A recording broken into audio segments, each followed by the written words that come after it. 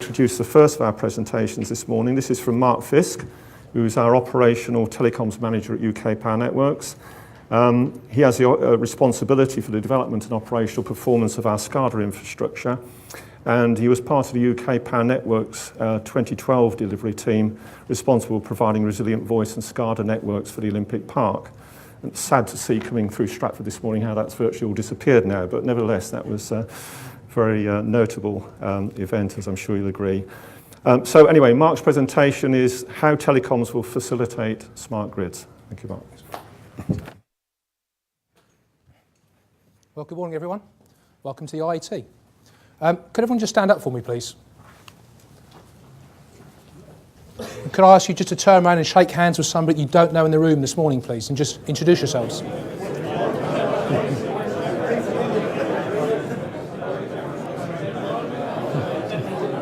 And then take a seat back down again. Thank you.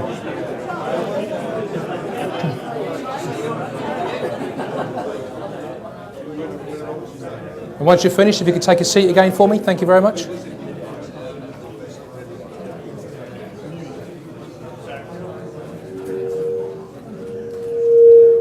So thank you for that little exercise. What have we achieved?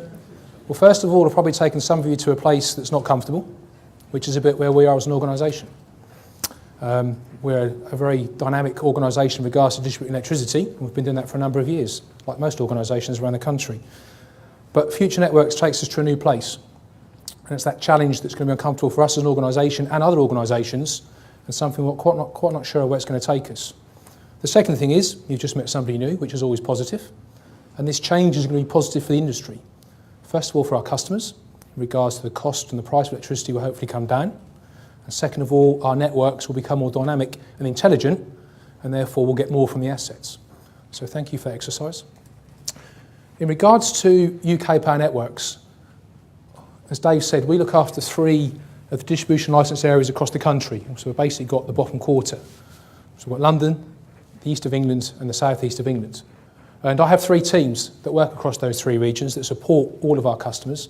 And everything we do as an organisation is business as usual. The decision was made very early on to take that route, that whatever we build, whatever we decide to do, what architecture we come up with, will be a standard platform going forward. I just want to give you a bit of a history lesson of where we've been and where we're going to, and then what Future Networks looks like for us as a team. So back in the 1950s, that was the first local telecontrol that we installed in London. That's in Osborne Street. It's still on the wall, it still exists. It's not operational, obviously, but it still works. As you can see at the top of the picture, there's an audible alarm, so it was just a local facility. And it had 6 group alarms, which include transformers, fire, switchgear, and charger. So if the alarm went off, the local attendant would go to the panel, look to see which alarm was illuminated, and then go and try and find the fault in the substation. So as an organisation, that's where it all started for us in the 1950s. There's a picture here of our first local display with repeat outputs being installed in 1965, and this is Dave Openshaw, by the way, at the front of the picture down here. Dave's an apprentice. It was tone and hardwired with a comms system, and it was used to take outputs to a manned control room. So in the early days for distribution, all of our controls and indications were in manned substations taken to a local point where the man could see what was happening and then make the decision in regards to the operation of the network. Take us forward to 1977. As you can see, the suite of cubicles in the grey on the left were the local display and interface cubicles for the manned control rooms. And then the cubicle on the right there, an RTU, is a remote terminating unit. It's basically a computer that interfaces with the plant and switchgear on site and then takes those indications to a given point. And we installed the first one in 1979. Now what happened then, as it says at the bottom there, all of our control rooms become demanned in the 1980s. So you can imagine how popular my team was in 1979 because they're making several people redundant. So it really was a move forward with technology. This is a picture of our first control room. So when we went to an automated system, to a central point, this was Streatham in London in the 1960s. And as you can see, all the network diagrams were on the wallboards in front of the control engineers. And at the bottom of the picture here, where the control man sits, you'll see 2 sets of screens. And basically the way that the network operated is all the information on site went to 2 central points, one being Bengeworth Road and the other being Finsbury Market. and then information via the telecoms cables that we use for voice. We adapted those cables so that we could take the information back to those screens, and therefore, in a centralised point, the control engineers, the control manager could see the indications that were coming back from those primary substations and grid substations in London. So, just to show you a bit about how technology's moved on, that's our first computer in London. That was a 4080 computer suite at Bengeworth Road. We had 2 computers with a common interface out to the 35 RTUs. So in London at the time, we started with 35 remote terminating units. So 35 primary substations were monitored in London. Now we have 150, so it shows the size of the growth from that point forward. Each computer had 256K of RAM. It had a magnetic drum of 256 tracks totaling 2 megabytes. We had 4 fixed magnetic disks of 4 megabyte for storage, picture storage, and removable 4 megabyte disks for data handling. So they were the size of the computers, and that was the capacity they could provide in those days. Move it forward now to 1997. The local displays and interface cubicles moved on to, as you can see now, and it's pretty much the same type of equipment and interfaces we use today. The idea was that we communicate back to the Corgi control system, which was in London, and we used all the telephone cables and in-house modems. So we designed our own modems. The dual-line modems that we currently use today are self-designed and self-built. And we use the telephone cables. So in London, we have our own cables that run alongside the power cables that takes the information back still to this day to Bengeworth Road and Finsbury Market, and then the information goes back to our control room in Ipswich, in Full Hamlet. So, to wind you forward, if you remember from the first slide, we had 6 grouped alarms. That was as most we could facilitate back in the 1950s. In 2012, we've now moved from a LED fascia to a touch screen. And it uses the LCD screens driven by the RTU processor. We use a version of CE Windows for that. The display comprises many pages of information, so when somebody arrives on site, they can look at the logs from the alarm list to see what's happened on site. They can also see what alarms are currently in progress on site. A typical 15-panel 11 kV or 33 switchboard can have 48 controls, 320 status indications and alarms, and 64 analog measurements. So we've gone from 6 grouped alarms to that quantity of alarms now. And that's scalable. In our biggest site in London, we can have up to 1,800 digitals, 200 analogs, and 300 controls and that obviously, shows you the progression we've made as a business, as the industry has as well. And for that, we still use a serial data communications with protection relays to obtain more data. So, just a quick overview of currently the 3 geographical patches we look after. So this is London. We have 174 grid and primary RTUs across London. We have 9,471 second RTUs. So historically, 11 kV and below is your secondary RTUs, and everything above that is your grid and primary RTU.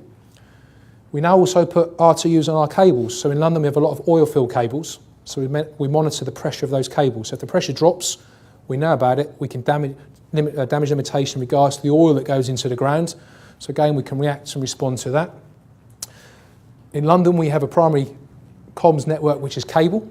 So that's majority of copper cable and fibre that's embedded in the ground with the power cables, and it's underneath. So if somebody digs on the cable, the power cable takes the first shot, and then hopefully the comms cables are protected underneath. And for our secondary communications, we use GPRS, which we've moved to in the last 4 or 5 years from an old private mobile radio network. In the eastern region, and that's, if you like, from the Wash across to Norwich, Ipswich, all the way across to Peterborough, Luton, down to Wembley, and then across obviously to Purfleet, sort of the Dartford crossing. We have 677 grid and primary RTUs. We have nearly 10,000 secondary RTUs. But in the east, because of the geographical spread, the cost to distribute telecoms cables would be huge. So we use a satellite comms network, which I'll talk about in a moment, with GPRS backup, and we use Vodafone's PACnet system in regards to the secondary comms. For those that aren't aware, our primary comms are continuously polled all the time, hence why you need more resilient, high bandwidth capable comms.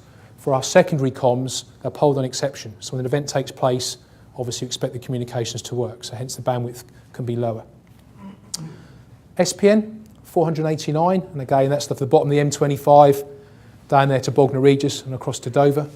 489 grid and primary RTUs, just over 5,500 secondary RTUs, and again, same infrastructure, satellite with GPRS backup, and we use Vodafone's PACnet system in that particular region. So about 5 or 6 years ago, we got to a point where the technology we used was aging, and we had to take some big decisions of what we're going to do. We either refresh that technology or look at future technology and future proofing. So we spent £8.5 million on deploying a satellite network across the southeast of England and the east of England. And basically we have a satellite, 1.2 satellite dish on the substation, as you can see in the bottom corner of the picture here, with a satellite indoor unit. We then have a Sarian router, which has 2 IP connections. One is for the satellite and one is for the GPRS. And that then connects into the remote terminating unit, which interfaces with all the plant. That is fed off the SCADA batteries, the 50-volt SCADA batteries, so should we have a power outage, we have the resilience built into the system as well. We then use Eutelsat, the satellite, which is the same as the MOD and Sky Television uses, so if Sky goes off, you know we're in trouble. And that then goes back to our ground station in Ipswich in our control room. The satellite, if that fails, obviously the system defaults back to the GPRS, and within 12 hours, they can get another satellite in place because there's a spare satellite up there as well. So obviously converge that back in, so obviously our comms come back up within 12 hours. In regards to our Earth station, which is this image here at Ipswich, we also have a backup one of those in Germany with our satellite provider.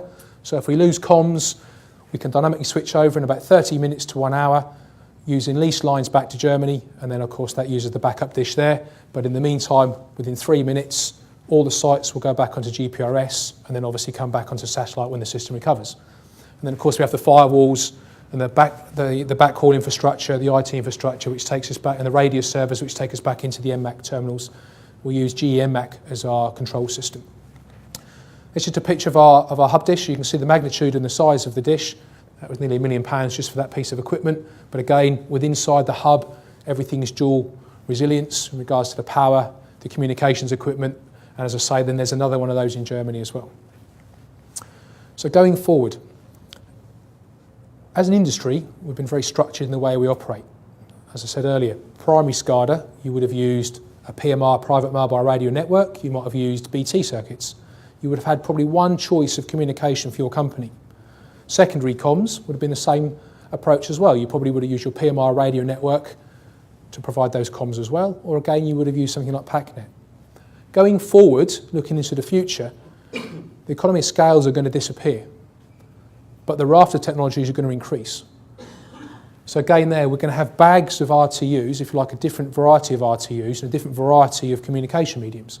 So there I've got XDSL communication, you've got digital radio, PACnet, GPRS, fibre and copper circuits, 3G, looking forward LTE as well, 4G, airwave, WiMAX and Zigbee radio. So when colleagues from the business come to us now and look for solutions, we have various solutions we can offer them. So depending whether it's real-time, polled continuously, polled by exception, or asset management information you want to get back once a month, we can provide a solution in regards to doing a risk assessment against that, if it's business critical, or just asset information, and obviously then provide communication solutions that come with it. As I say, it's a difficult challenge for myself and my team, because now instead of supporting probably two sort of, if you like, self-built communication platforms, you're now trying to work with third-party suppliers and self-build as well. So the technology level has to go up within the team, and of course all the equipment to support those infrastructures as well. Now, if we look at the bottom there, again, historically we've worked with 2 RTUs. So at the moment we use the Remsdaq RTU in London for our secondary comms, and we use the Schneider RTU in EPN and SPN, the eastern region and the southern region. And in London we use the Remsdaq unit, as I said, but primary we have a Converteam unit, which is now GE Power, and we use that in the EPN and SPN regions for our primary comms as well. So we have 3 RTUs. Going forward, we're going to need much more. So if we want more than 800 digitals, we'll have a Category A RTU, and the cost goes with that. And then obviously we'll put communication systems to go with that as well in regards to the risk that's required there. All the way down to a Type G RTU, which would just be asset management data. So again, you probably just want to use something like GPRS or a a low-powered radio solution to get that information back into our control system. So again, moving forward with smart networks, we've got to use smart communications. We've got to use everything available to us. We can't shy away from everything that's available in the marketplace. I have a technical services team that I also look after as well, and that team is always looking with our strategic team and asset management at the comms platforms coming forward. So we test them, we trial them, we see if they work for us, the resilience, wherever it might be. And that obviously gives us a platform as soon as the business comes to us to say there's a business as usual application, this might suit your needs. That's the presentation. Thank you.